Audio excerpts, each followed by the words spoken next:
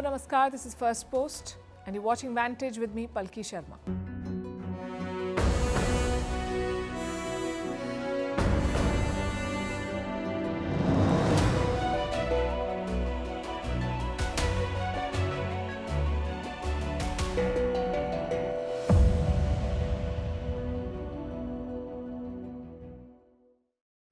We begin with a terrorist attack in Kashmir. It targeted tourists, innocent families on holiday, shot dead in cold blood. At least 20 people are reported dead. Many others are in hospital, so the toll could rise. That is the fear. This is an attack on India and on the Kashmir story. We will tell you who was behind it and how New Delhi is responding. In the US, the president is targeting the chief of the Federal Reserve, and this fight is taking a toll on the markets. Meanwhile, gold is soaring. It has crossed 1 lakh rupees per 10 grams.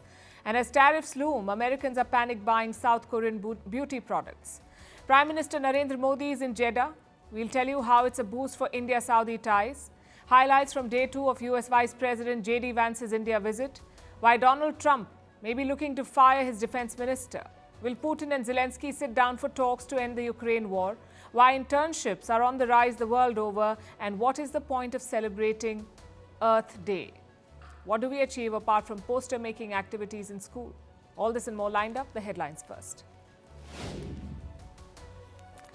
The International Monetary Fund makes sharp cuts to the global growth forecast, cites Donald Trump's tariff policies for downgrading the outlook for almost all countries. The US growth forecast has been the worst hit among advanced economies, while China's economy is expected to grow well below Beijing's official target. The IMF has also cut India's 2026 and 2027 forecasts. Russia to host a summit with Arab League leaders later this year. President Putin made the announcement as he met the Sultan of Oman, whose visit comes days after Putin hosted Qatar's emir. Moscow is looking for new partners as it faces sweeping Western sanctions over the Ukraine war. A Hamas delegation heads to Egypt to discuss ideas for a ceasefire in Gaza. Last week, they had rejected Israel's latest proposal. In March, the Netanyahu government resumed air and ground assault in Gaza. Since then, talks have failed to produce any breakthrough. Israel has blocked all aid to Gaza for nearly 2 months. Myanmar junta extends a ceasefire declared after last month's earthquake, which killed nearly 4,000 people. The junta had said it would stop attacks on its armed opponents following the disaster, but residents in the combat zones claim that the fighting has continued. The junta seized power in a coup in 2021, sparking a civil war.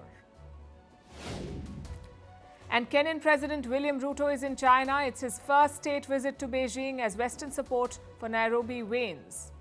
During Ruto's 5-day trip, the focus will be on trade and investments. Kenya is a key partner of China's Belt and Road Initiative in Africa. Greeting you with aloha and namaste. I love India. Presence, occupation of a territory by another country pertains to India, what we saw in Kashmir. How do you see Trump's America? Yes, the current administration behaves differently from the previous administration.